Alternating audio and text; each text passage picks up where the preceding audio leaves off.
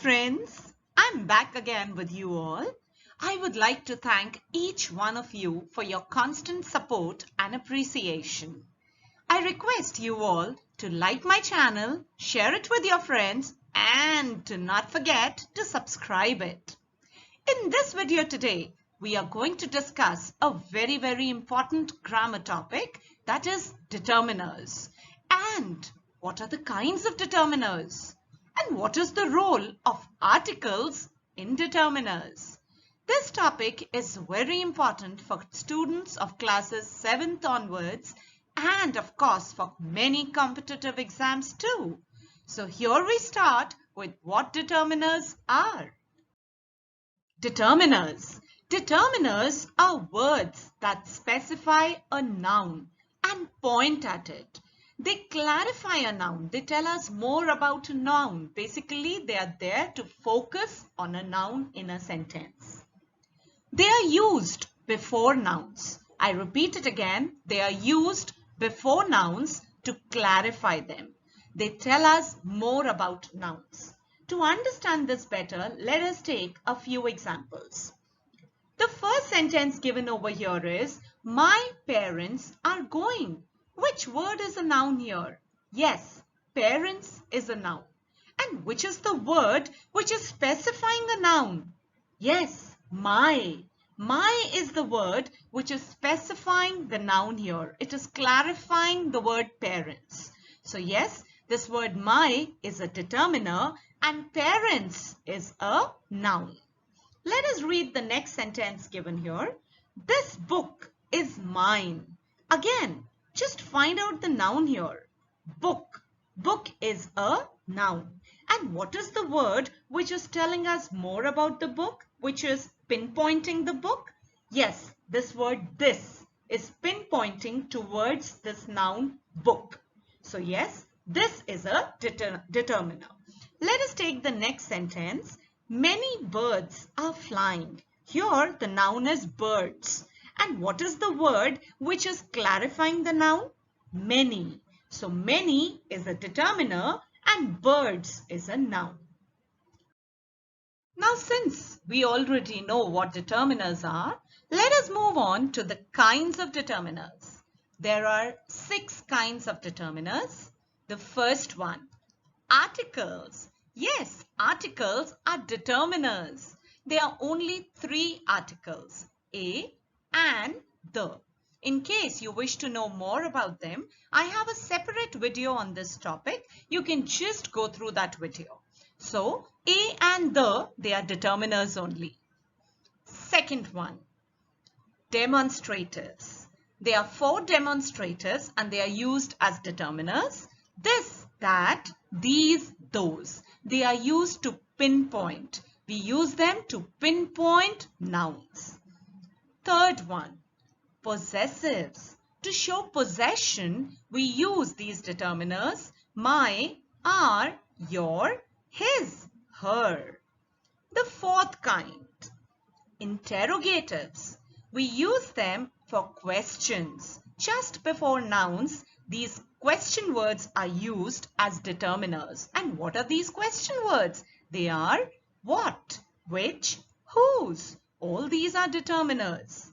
Moving on to the next one, quantifiers. What are quantifiers? They tell us about the quantity. So, whenever we use a determiner to talk about the quantity of a noun, they are known as quantifiers. Some examples of them are some, any, much, many, several.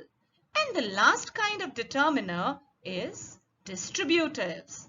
They are either, neither, each, every. We are going to discuss each one of them in detail further in the video. The first kind of determiners are articles.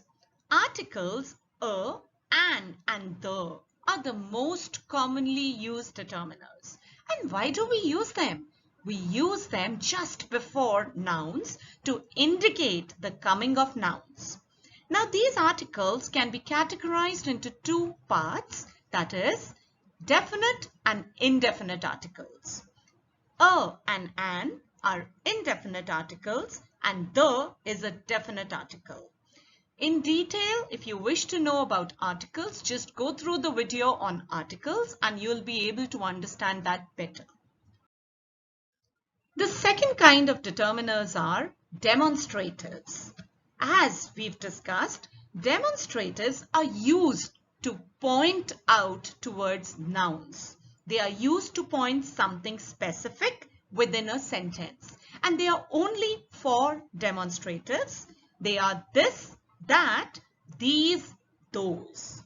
Now we use this and that with singular nouns.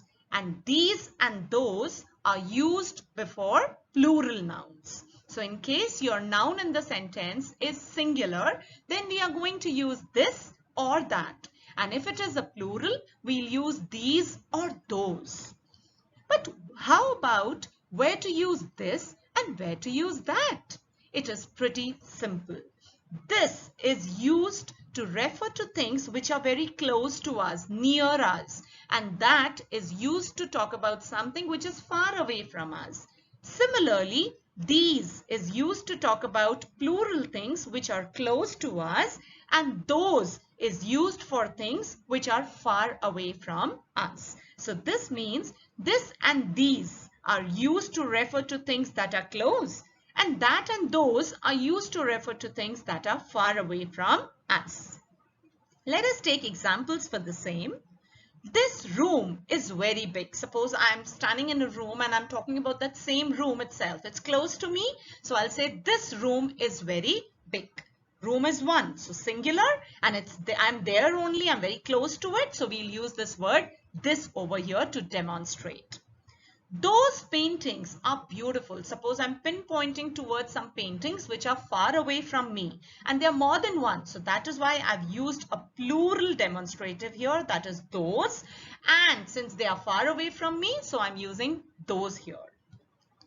This and that may be used with uncountable nouns also. So it is not necessary that we will only use this and that for things which are countable. This pen, that book, they can be used even with uncountable things. Uncountable things like sugar, tea, you can even use it with them. So it's not necessary to use these words this and that with countable nouns. You can use it with uncountable nouns also. But remember, these and those will only be used with those nouns which can be counted. That is how you'll be able to tell that they are plural. If you can't count them, you cannot say whether they are singular or plural.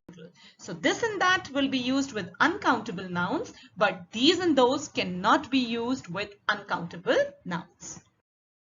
Possessives. Possessives are those determiners which are used to show ownership. They are words which tell us whom this thing belongs to. So these words are determiners and they are possessive determiners. Let us see a few examples given here. My, our, their, its, your, his, her. All these words are used to show possession. Possessive determiners indicate possession of the nouns that follow them. So they tell us whom this thing belongs to.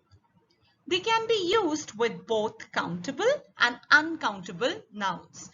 Whether they are countable or uncountable, that doesn't matter at all. What matters is to show possession, to show whom this thing belongs to. Let us take a few examples now. Your books are not new. So here the noun is books. And whose books are these? Your. So this word your is talking about possession. The next one. Our victory is possible if we play as a team. So here the noun is victory. And whose victory are we talking about? Our. So our is again a possessive used in this sentence. Distributives. Either, neither, each and every. They are distributive determiners. Now let us see where we are going to use each one of them. The first one. We use either to indicate any of the two persons or things that we are talking about. We use either in that case also where we are not choosing any one. We are talking about both the things available to us. This can be explained with the help of an example. Just have a look to the first sentence here.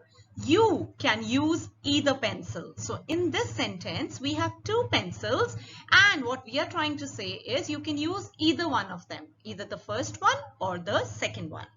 Now the second sentence here is, there are trees on either side of the street. So here in the sentence, we are trying to talk about a street, and on both the sides of the street, we have trees. So here we've used either to express both together. We are not choosing any one. We are talking about both the sides.